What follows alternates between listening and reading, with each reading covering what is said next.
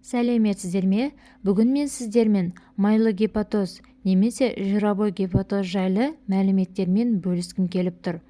Каналымызды қолдау мақсатында лайк басып, комментарий жазып, подписация батырмасын басуды ұмытпаңыз. Дені сау бауырда майдың мөлшері аз болу қажет, немесе мүлдем болмайды. Қалыпты жағдайда бауырда шамамен 5% май болуы қажет. Сарапшылар дамыған мемлекеттерде әрбір үшінші адам майлы бауыр ауруының ерте сатысына шалдыққандығын айтады. Яғни бауырда майдың аздаған мөлшері анықталған. Бауырдың майлануының алғашқы деңгейі адамдардың денсаулығына еш қауіп төндірмейді. Алайда бауыр ауруы нашарласа, ол бауыр циррозымен бірге бауырдың ауыр бұзылуына алып келеді. Адам ағзасының қалыпты жұмысы үшін бауырдың сау болуы аса маңызды. Өйткені бауыр ағзамыздың фильтрі қанды тазартады. Ол таза қан денсаулықтың кепілі болып келеді. Қаны таза адам әрқашанда сергек, күш-қуаты мол болып жүреді. Бауырда жоғарғы пайызды майдың деңгейі көтерілсе, денсаулығыңыз бұзылып, қант диабеті және жүрек қан тамырлары ауруларымен қоса инсультке әкеліп соғады. Алкогольсіз майлы бауыр ауруының бірінші деңгейінде көп жағдайда майлы бауыр ауруы ауыр проблемаларды тудырмайды, немесе бауырдың қалыпты жұмыс істеуіне кедергі келтірмейді. Бірінші деңгейлік бауыр май басуында 5-10%-ға дейін жетіп, бұл проблемаға айналады. Өмір салтын өзгерту арқылы бауырдың майлы ауруының алдын алуға, немесе тіпті оны қалпына келтіруге болады. Алкогольсіз майлы бауыр ауруы анықталмаған болса, немесе оның белгілері уақытылы жойылмаса, аздаған мөлшерде күшейіп, аяғында бауырдың бұзылуына әкеліп соғады. Бауыр майлануының алғашқы сатысы стеатоз деп аталады. Бауырдың майлануы 3 кезеңнен өтеді. Біріншісі стеатогепатит. Бұл кезеңде бауыр қабынған, яғни қабынған бауыр міндетті түрде ісінеді. Бұл сатыда адам бауырындағы липидтер 7%-дан 30%-ға дейін өтеді. Гепатоциттер өз қызметін төмендете бастағаннан майлы бауырдың тым ауыр формасы басталады. Дамыған мемлекеттердің 5%-ында адамдарда стеатогепатит кездеседі. УЗИде тексерілгенде бауырдың едәуір үлкейгендігін байқауға болады.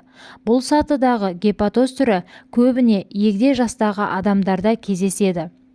Бұл саты кезінде бауыр тіндерінің орнына липидтер өз тіндерін құра бастайды. Соның әсерінен өз қызметін атқарушы бауыр тіндерінен қарағанда май басқан бауыр тіндері құрылымы тығыздығы жоғары болады. Стеатоз кезінде бауыр тіндері азаяды және ол адам ағзасына қажетті өз қызметін атқаруы төмендейді. Стеатогепатит кезеңі көбіне симптомсыз өткендіктен адамдар асқындырып алады. Бауырдың майлануының екінші кезеңі фиброз деп аталады. Фиброз тұрақты қабыну, бауыр және бауырға жақын жатқан қан тамырлары тіндерінің айналасында тыртықшалардың пайда болуына әкеліп соғады. Бірақ бауыр өзінің жұмысын тоқтатпайды. Бауырдың майлануының ерте сатысында емдеуге, қалпына келтіруге болады. Бұл сатының қауіптілігі сонда процесс қайтымсыз болуы мүмкін. Бұл жағдайда бауырды 30%-ға 60%-ға дейін липидтер басып қалады. Соның өзінде фиброз кезінде емді бастағанда кей адамдарда жақсару байқалады. Фиброзда бауырдың қабынуының тез өсуінен бауыр пальпация жасағанда да бауыр үлкейгендігі байқалады. Өз көлемінен едәуір үлкейіп, гепатоциттер өз жұмысын дұрыс атқара алмағанда өттің бөлінуі мен жүруі де едәуір баяулайды. Нәтижесінде адамда денелерінде сарғаю, көз іштерінің ағында сарғаюы, іш қату, беттегі қара дақтардың пайда болуы жүреді. Дегенмен бауырдың тұсы көп адамда ауырмайды. Бауыр ауруының қиындылығы сонда бауыр ауруың симптомсыз келеді. Көбінде қосымша зерттеулер барысында анықталады. Бұл бауыр майлануының фиброзды сатысында медикаментоздармен емделу эффект бермейді. Көбіне хирургиялық операция, яғни трансплантация бауыр жасау қажет болады. Егер фиброзды сатысы жаңа басталған жандар емделмей диета ұстамаса, бауыр күрделі бұзылыстарға ұшырап, бауыр циррозына әкеледі. Бұл бауырдың алкогольсіз май басуының ең ауыр түрі. Бұл кезеңде бауыр тіндері және қан тамырлардың құрылымдары өзгереді. Бауыр клеткаларының қызмет көрсету мөлшері азайып, қосымша тіндердің өсіп, түйіндердің регенерациясы пайда болады. Бұл бауырдың әрдайым зақымданып, бауырдың жетіспеушілігіне және бауыр обырына әкеліп соғады. Бауырдың майлы ауруының екі формасы бар. Алкогольді майлы бауыр. Спирттік ішімдіктерді көп ішу нәтижесінде бауырда майдың жиналуы жүреді. Егер адам ондаған жылдар бойы алкогольді көп ішсе, ағза бауырдың сау ұлпасын тыртық тінімен алмастыра бастайды. Америкалық бауыр қорының мәліметі бойынша көп ішетіндердің 10-20%-ында бауыр майлануынан емделмей бауыр циррозына шалдығатынын атап өткен. Екінші түрі алкогольсіз бауыр майлануының нақты себебі анықталмаған. Десек те, семіздік, етеккір тоқтаған әйел, қант диабетімен ауырған адамдарда бұл күдік жоғарылайды.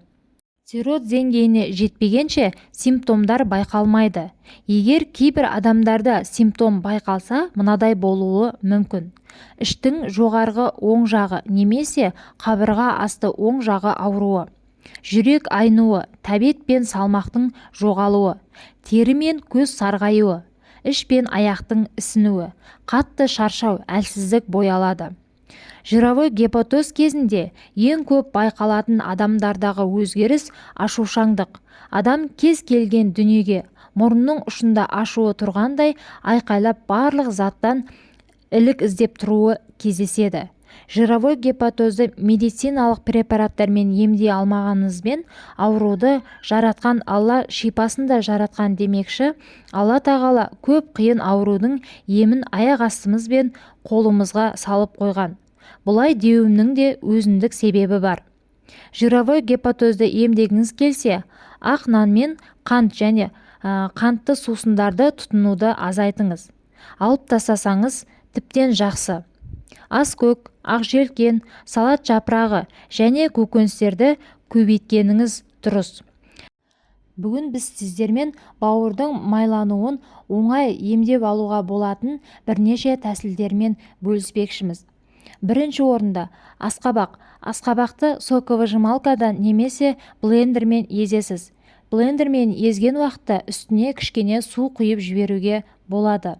Согын шығарып, аш қарынға 200 мл тамақтанудан 30 минут алдын 2 мезгіл ішесіз. Қабылдау уақыты 1 ай. 10 күн демалып, қайтадан жалғастырсаңыз болады. Екінші әдіс тәсіл. Егер асқабақтың сезоны біткен кезде сәбіздің согын ішсеңіз де, сәбіз бауырды өте жақсы тазалайды. Сәбізді де аш қарынға тамақтанудан жарты сағат алдын қабылдайсыз. Сәбіз согын күнделікті 150 мл ішу қажет. Асқабақ согы мен сәбіз согын қабылдасаңыз, ішіңіз жүріп, азуға да көмектеседі. Асқабақ согы мен сәбіз согының біреуін таңдап ішу барысында қосымша растворовшы шөбін аптекадан порошок түріндегісін алып, соны 1 шай қасық аласыз. Оны балмен, таза балмен араластырып, шайнап жейсіз. Осы растворовшаны шайнап жеп болғаннан кейін ешқандай артынан су ішпейсіз. Тек 20 минуттан кейін ғана су ішуге болады. Асқабақ пен сәбіз қосымша растворовшы шөбін ішсеңіз, сізге 1 айдың өзінде денеңізге жеңілдік сыйлайды. Үшінші әдіс тәсіліміз шиповник. Шиповниктің 10-15 штугын алып, 1 литр суға қайнатасыз. Күнделікті суған кезде бал салып араластырып, аш қарынға ішесіз. Бесінші әдіс тәсіліміз тағы да бүтін асқабақты алып, ішінен дәнін шығарып тастайсыз. Таза балды жартысына дейін құйып, салқын жерге бетін жауып қоясыз. өзінің бойынан су шығарып сұйық болып кетеді. Сол алынған сұйықтықты араластырып күніне 3 мезгіл 3 ас қасықтан іше беріңіз. Аш қарынға. Бүгінгі сіздерге берген мәліметіміз пайдалы болған болса, кәдеңізге жарасын. Барлығы сынамадан өткен әдіс-тәсілдер сіздерге жақсы көмектеседі. Асқабақ пен сәбізді шикілі пайдаланыңыздар. Туыстарыңызды, өздеріңізді сақтаңыздар. Ауырып ем іздегенше ауырмайтын жол іздеңіздер.